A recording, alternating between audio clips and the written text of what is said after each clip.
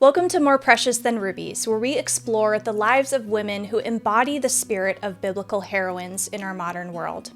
I'm Ariana, and today we have a very special guest, my dear friend Amy, who is a registered dental assistant and a loyal friend.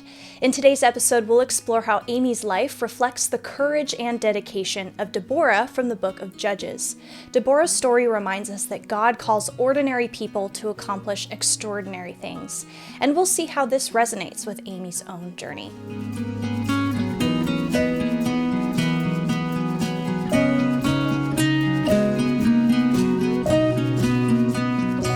Amy, welcome to the show. It is so great to have you here. I'm so thankful that you're willing to join me today. It's so great to be here. Thank you for having me. We've been friends for such a long time. I'm excited to hear more about your journey and allow everyone to hear your story. So to get started, let's share with our listeners a little bit about how we know each other. So can you share a special story or memory that brings to mind our friendship? Gosh, there's, like you said, so many years of friendship here. And it's funny, as I was thinking about everything, I just kept coming back to like volleyball. Playing volleyball with you and trying to do or learn all the dances like at volleyball and just boy, that's a deep memory, isn't it? Yeah, I just remember just how funny and fun that was, especially just because you are just such a character, and it was just so fun and just brought a smile to my face, like thinking about remembering all of those things. There were like too many dances that we had to learn almost. Funny. Like we could have just been a dance team at that point. Yeah, we should A really bad dance team. Like obviously you play volleyball for a reason. Yeah, I mean, remember Zumba? Yes. Our one of our volleyball coaches decided that to get the girls to work out more, that Zumba would be something that we'd be interested in. Zumba. That was really fun though, I will say. Yeah. And we have a lot of years of volleyball experience together. Mm-hmm. We're going to talk a little bit more about that later on in the show. But before we go into your story, I want to give a brief overview of Deborah's story. Now, Deborah was a judge and prophetess who led Israel during a time of oppression. She inspired courage in others and played a pivotal role in delivering Israel from its enemies, demonstrating extraordinary faith and leadership. Deborah was a busy woman. Judges 4:5 says she held court under the palm of Deborah between Ramah and Bethel in the hill country of Ephraim, and the Israelites went up to her to have their disputes decided. She was also a woman of great wisdom, revelation, and discernment. She also had a prophetic gift, including knowing the times and seasons of the Lord. She clearly heard the voice of the Lord. And so to transition, I want to read a portion of the Song of Deborah that can be found in Judges 5, starting in verse 6. It reads, "In the days of Shamgar, son of Anath, in the days of Jael, the highways were abandoned. Travelers took to winding paths. Villagers in Israel would not fight. They held back until I, Deborah, arose. Until I arose, a mother in Israel. God chose new leaders when war came to the city gates, but not a shield or spear was seen among 40,000 in Israel. My heart is with Israel's princes, with the willing volunteers among the people. Praise the Lord." So Amy, before we dive into our discussion about Deborah, can you share your journey to becoming a dental assistant and what drives you in your profession? I know over the years you've had a lot of different passions, so what kind of made you land on this one in particular? Definitely. I went to Cal State Fullerton after high school. Go Titans. and, Yes. And I majored in communications, and I worked in that field for a couple of years for a Native American tribe. And it was great, but I was just I just didn't feel at peace, and I was restless, and I knew, I was like, I don't think this is what I want to do. And I really needed change at that time in my life. And this was about 3-4 years ago, I think, at this point now. And so I was applying for other jobs. I was trying to get out of like San Diego County. Yeah. And I was applying, I was praying. I was like, Lord, like, I really want to move up to Orange County. I really want to, but it was just dead end after dead end. And I realized, I was like, maybe my avenue isn't in communications. I really do want to help people, but I had always thought that I was, for lack of a better word, not super smart as far as like math and science and stuff. I'd always struggled with that. And, but what I do love is helping people and using my hands. And there's a program actually at Palomar College, the Registered Dental Assisting program. It's an accredited program, a really good program. And so I applied for that. I went back to school and I made it into the program and I started doing that. And it's honestly been like the biggest blessing and a huge game changer in my life. It helped me realize just how smart I actually am, which is, I think, healing from like my childhood, like teenager me who really struggled doing science to now really loving learning about like the human body and all the muscles and the teeth and everything. And I get to help people now. And I've been working for over a year at a really awesome office, and everyone there is actually believers, which is really cool. I lucked out in that. Yes. I don't know how, but that was definitely God. And so that was really cool. But yeah, that's really kind of the super abridged version of my journey to becoming a registered dental assistant. And it's each day has been really fulfilling and really awesome because I get to interact with awesome people and patients and make them laugh or just hear them, because sometimes they just need someone to talk to. And so they're like, you're here, you're in scrubs, I'm going to tell you everything about my life. And you're like, all right. So it's been really awesome. Really, And really you're such a friendly person, and I don't know whether I like it or don't like it more or less when I'm at the dentist's office, but when my dental hygienist or whoever's working with me at the dentist's office is either like really chatty or not chatty enough. And it's like there has to be that happy medium, and I feel like you know how to bridge that gap of like, okay, I know when this person probably doesn't want to talk to me because they're really stressed out about coming to the dentist, or, you know, this is a really chatty person and I am excited to like just talk to them today and hear them. So that's a talent I'm sure that you have to be able to recognize when people are just like sitting there like Sometimes it comes in handy, and other times they just will not stop talking. And you're like, we really need to work on you. That's true. You kind of have to find a time to be like, okay, now let's stop. A good transition, a kind transition to like, oh, that's great. Well, here now we're gonna. So true. We need to have your mouth stop moving now. Yes. We can chat after. True. You want. Yes. That is I'm sure it's very fulfilling for you as someone who's a good listener and just someone who enjoys getting to know other people and help them. So that's great that you've landed upon this vocation that's helped you to recognize those strengths. Yeah. Before we get into any more of your personal life, I want to go back to Deborah. She was known for her wisdom and ability to inspire others. So how do you use your skills and knowledge in your profession to inspire and uplift those around you, just as Deborah did with the Israelites? I would say it kind of goes back to just having those conversations with patients. A lot of the times they just need someone to talk to or just to hear them. And I feel like, you know, Deborah, she held court. So people talked to her. She listened to them and she heard them. And I mean, I'm not making judgments on anybody, but thank goodness. Honestly, I'm glad we don't have to do that. I'm not qualified for that, but hearing, I like that I can hear people and listen to them, and I also do that not only in work but in like my friendships and relationships as well. It's good to be heard and seen. Yes. And so I want the people I know to know that I see them and I hear them, and you know, vice versa. So I would say that is definitely one of those like aspects that I think I resonate with her. Yeah. As someone who is a friend of yours, I definitely see that in you. That is, again, a talent that you hold where you're such a good listener and you're also someone who remembers the things that we mention and you bring them up later.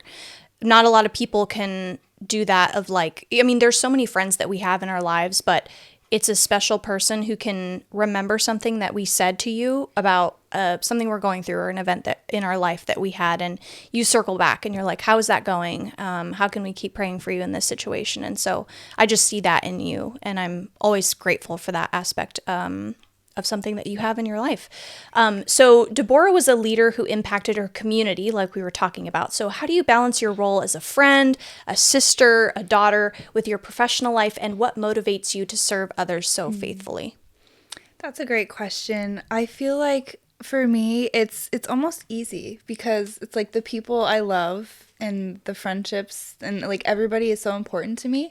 And so each has a place in my life. So at work, I'm going to work hard and I'm going to do my best to be a light for my patients, for my coworkers, and to bring, positivity and comfortableness to that. And with my friendships, I'm there. If you need me, I want to hear how you're doing. I want to know how you're doing. I want to see you and spend time with you. And the same thing goes with like my relationships with my siblings, namely my little sister. She's one of my best friends, as I'm sure you're really close with your brother as well. Yes. He's one of your best friends. Yes. So it's special. And so all of those relationships, even though they're in different avenues or different like parts of my life, they're all special in their own way. And each of those places is an opportunity to represent Christ.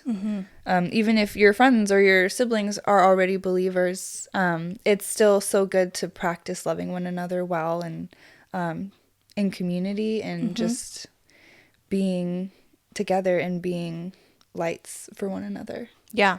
I think sometimes, like you said, you're kind of lucky that you work in an environment where your coworkers are Christians, but that doesn't always mean the same for your patients.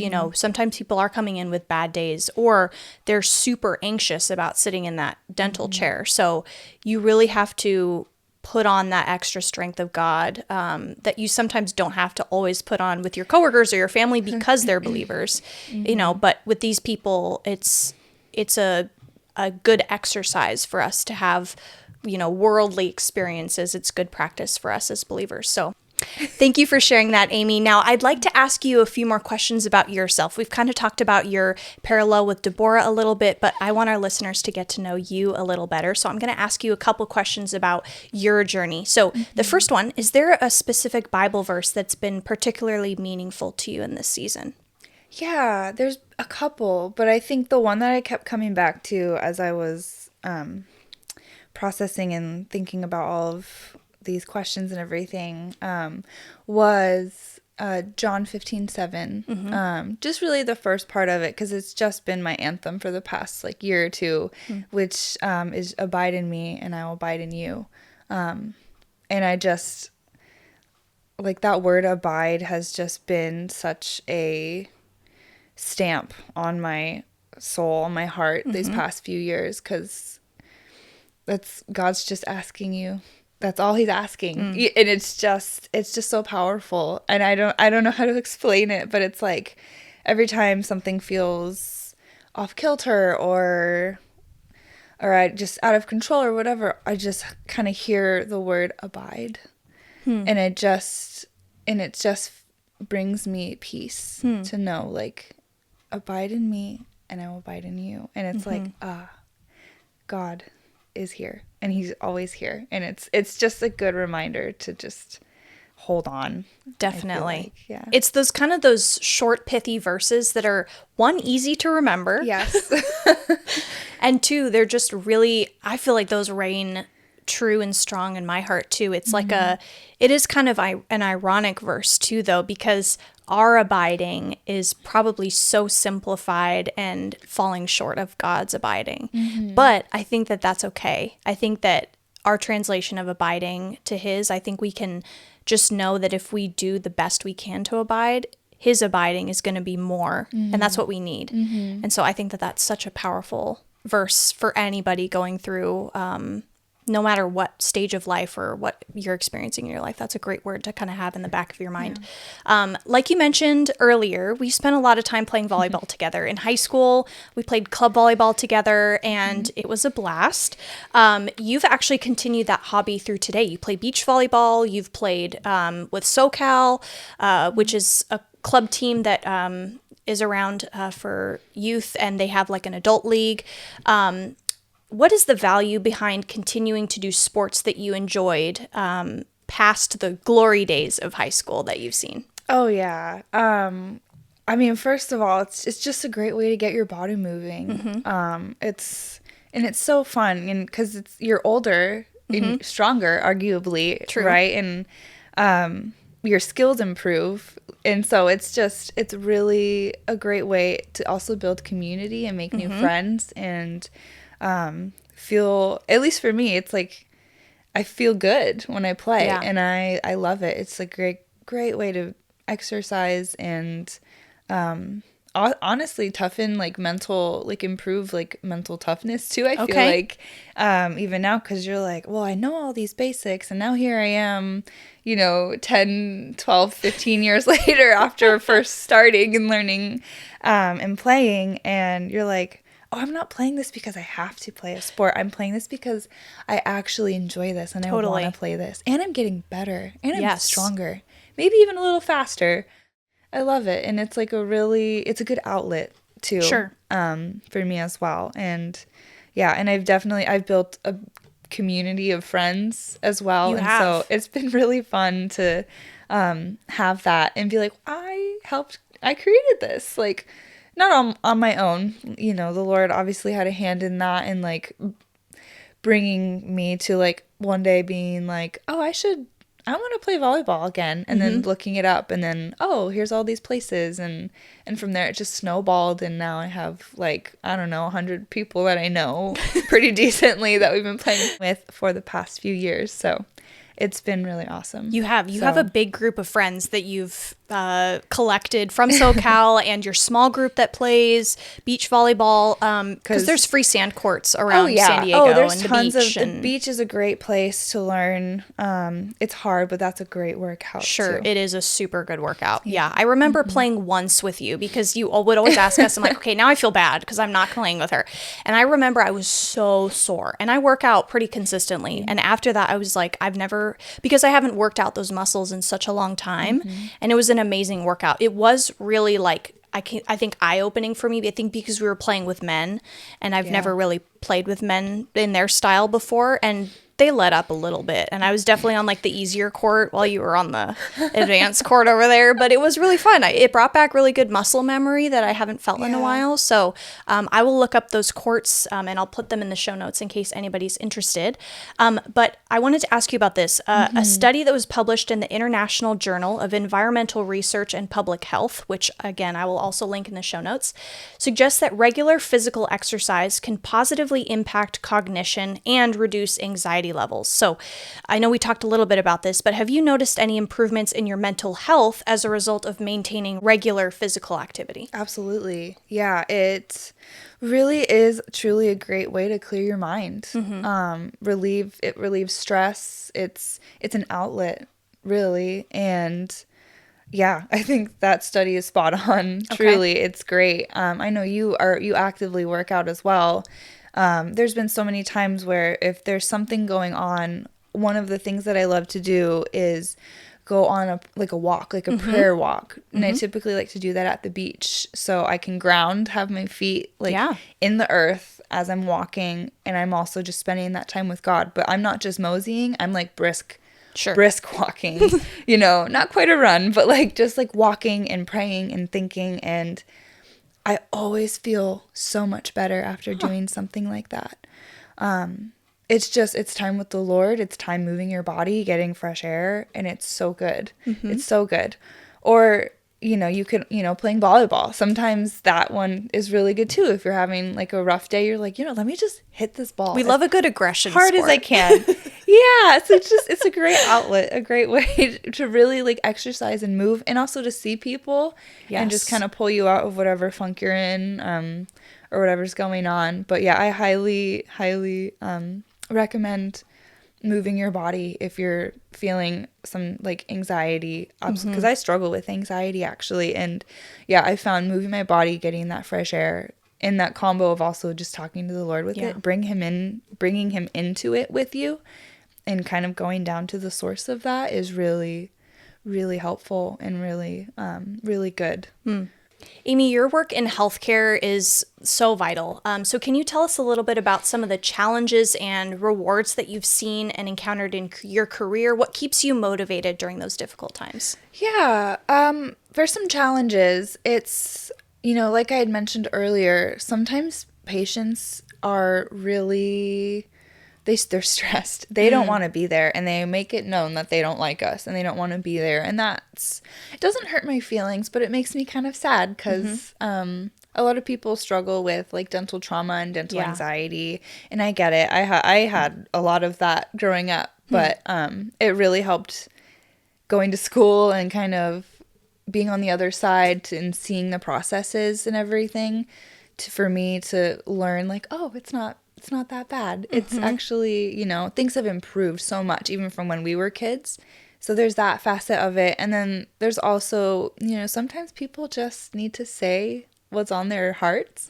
Yeah, maybe it helps to like take away any of the anxiety of knowing the person that they're talking to. It's like, I'm saying this because I have to a person that I'll never see again. Yeah. And like hoping that they'll take it and perceive it well. Yeah. Yeah. It's, and if I can be that person for them, then I'm okay with that. Because ultimately what I do is I just bring them to prayer in that moment. As we're talking, I'll just shoot up a little prayer to the Lord and just ask for him to comfort them and hold them regardless of their own walk or not, or, wherever they're at. Because I know that like God's got them and he put them in that office and in that moment for a reason, with me for a reason. Definitely. So if it's just so I can just ask him to hold them, then I'm going to do that. Wow. That's great. Yeah. So those are the challenges. And then positive things, I would say, little transition there, positive things.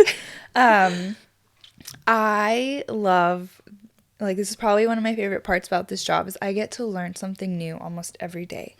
It is so cool. I love that I get to learn about like the human body and, really from like, neck up human body, but it's just so fascinating and so cool how intricate just like your mouth alone is, all of the nerves, all of just the muscles, like the teeth, the bone. It's so fascinating, and I love that I get to learn about that. And I really truly love that I do get to just talk with these patients and smile with them and laugh with them and make them smile. It's like truly a joy that I get to like be a little bit of light. And just chat.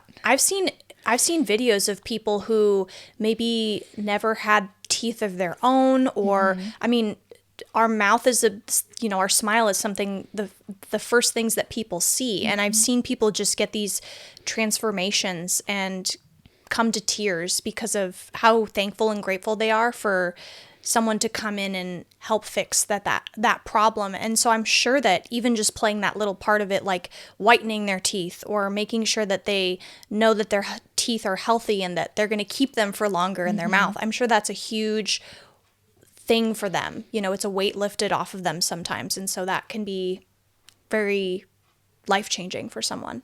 Yeah, absolutely. And I'm truly blessed at the office that I'm with, and I have the dentist that I have, because he is so generous and kind and honest with patients. And if he can help them, he will. And sometimes there's cases where he's got to refer them out to a specialist.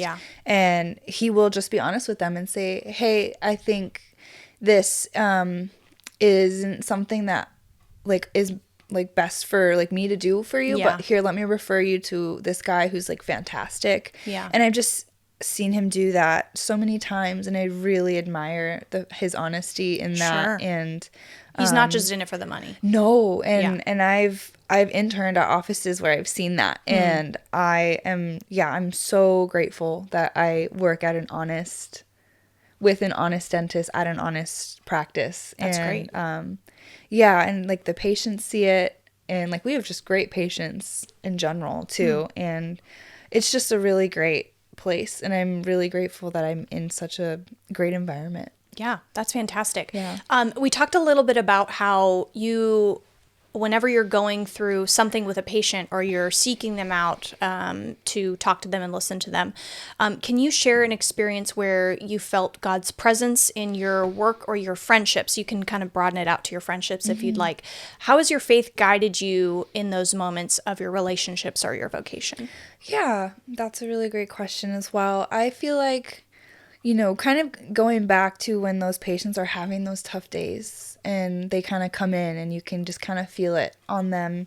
And then they kind of just confide in you, and you're just like, oh, okay. It's really an opportunity, I feel like, to just, like I had mentioned earlier, to just kind of love on them, and with like God kind of just, he's like, okay, like, be a comfort, be a voice, be a light for me in a way that isn't like too overbearing for the patient, or, just like showing them that you care, and even in friendships as well. I think I had an opportunity this past year to do a program. It was a year-long faith-based residency program, and during that year we learned how to listen and go deep with people and ourselves, and that has really shaped now how I interact with people and talk with people and hear people and see people,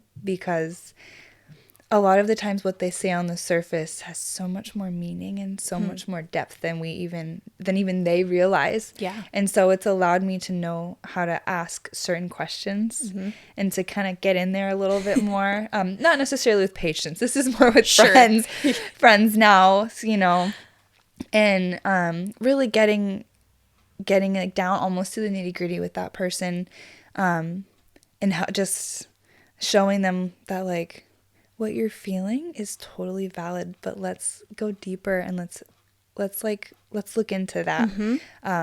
Because when you do that, oftentimes it really helps people heal a lot more. Like with anxiety as well, I learned that anxiety is an unfelt feeling. So if you're feeling anxious, you have to ask yourself, why am I feeling anxious? What's the feeling under this anxiety? Is it fear? Is it anger?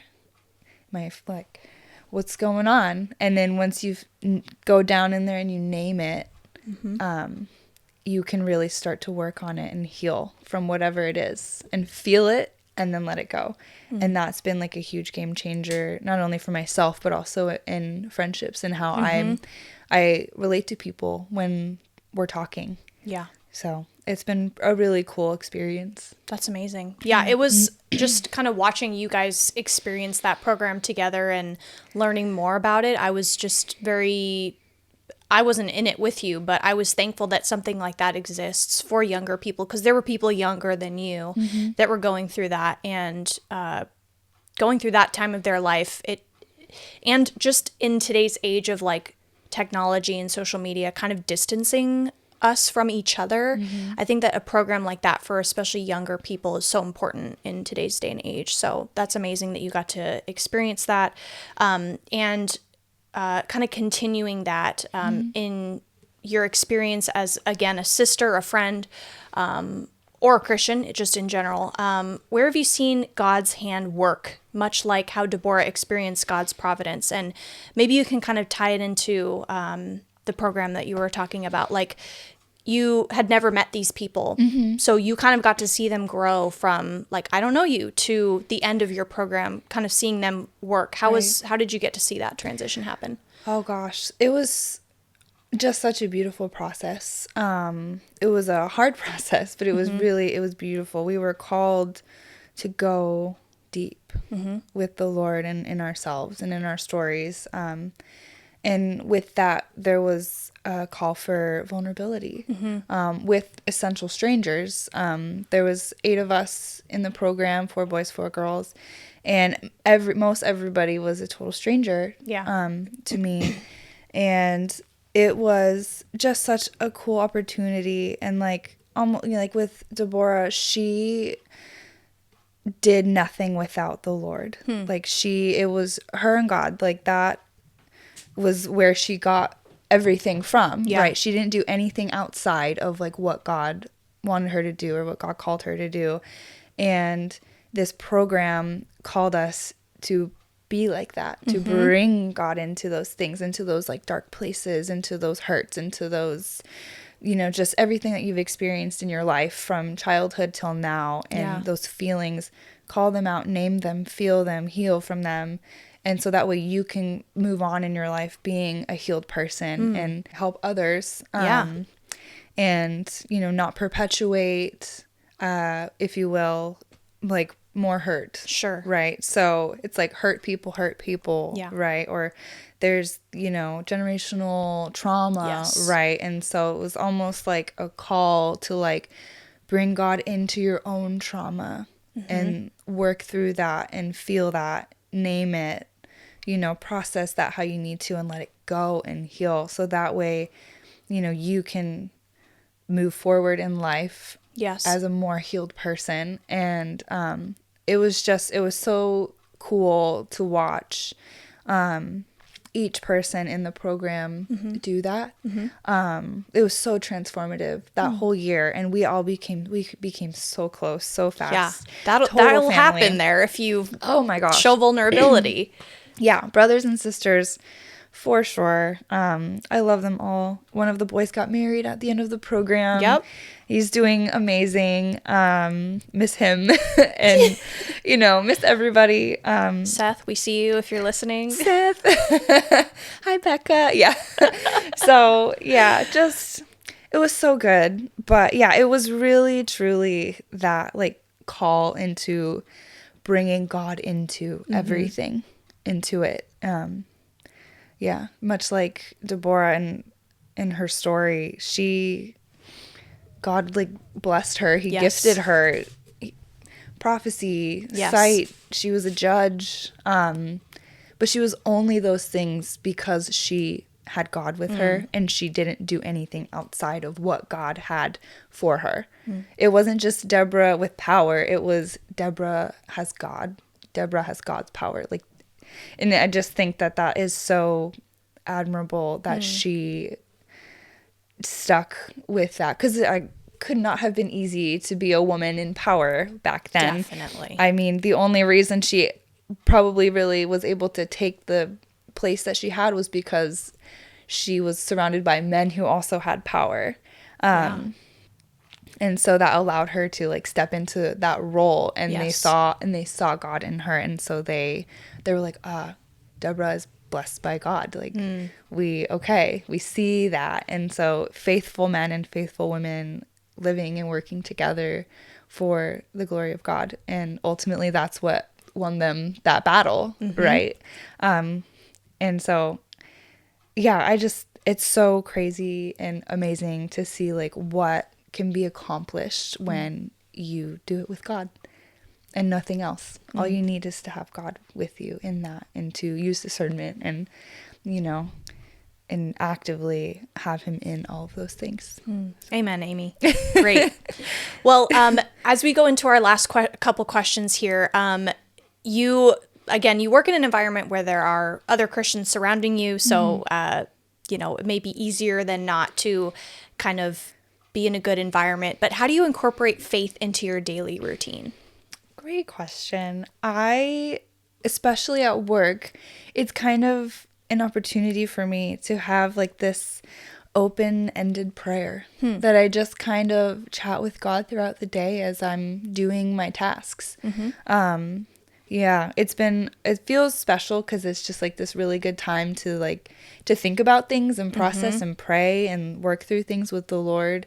And it's really become a really sweet and special time for me to do that. And I love listening to worship music when I can too. I really feel like prayer is really my main avenue, like daily, as far as that aspect of being with God daily goes. That's another muscle that you have to work out if you want to be good absolutely. at it. And that's kind of why I leave it as like an open conversation almost. Like I don't start a prayer and then finish it. I just kind of start a prayer, and then throughout the day I pick it back up, and I'm like, hi God, and like I keep talking to him, and it's been really cool, and I really enjoy that with him, because it feels just like a conversation with a really good friend. That's great. Yeah, what a good habit to have.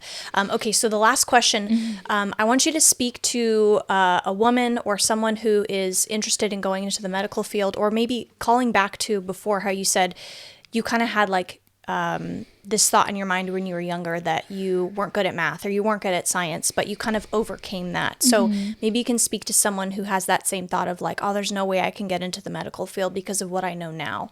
What is something that you would say that to them how they can find strength and peace in their decisions of vocations as they go forward, whether they're in school, whether they're younger and they're thinking about it. How would you talk to them? Yeah. Truly, I would just say you can do it.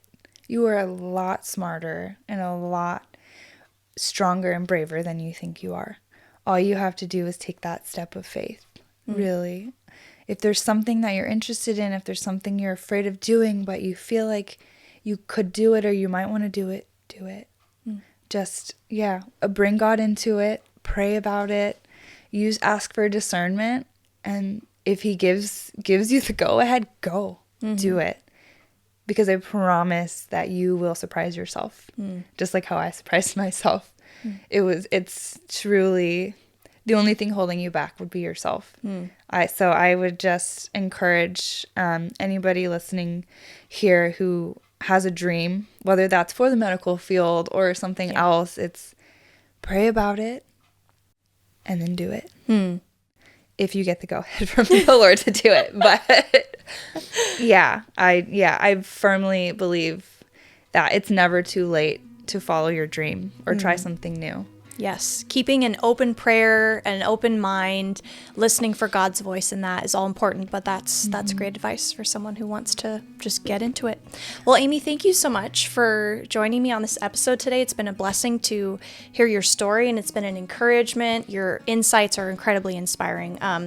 Thank you for sharing also how God is working through you in your life and vocation. Deborah's story teaches us that God can use anyone in any role to fulfill his extraordinary plans, and your journey as a dental assistant and a friend is truly a testament to that truth. So thank you again for joining me today. Thank you so much for having me. Of course, it's been a blast.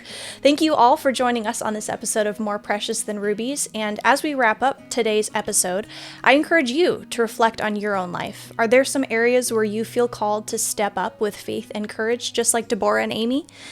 Just as Deborah rose to the occasion and led with courage, so can you shine brightly in your own journey. Embrace the callings God's placed in your life, no matter how ordinary they may seem. Trust in God's plan and be willing to rise and meet the challenges he sets before you. Be sure to subscribe, leave a review, and tune in next time as we continue to explore the lives of remarkable women.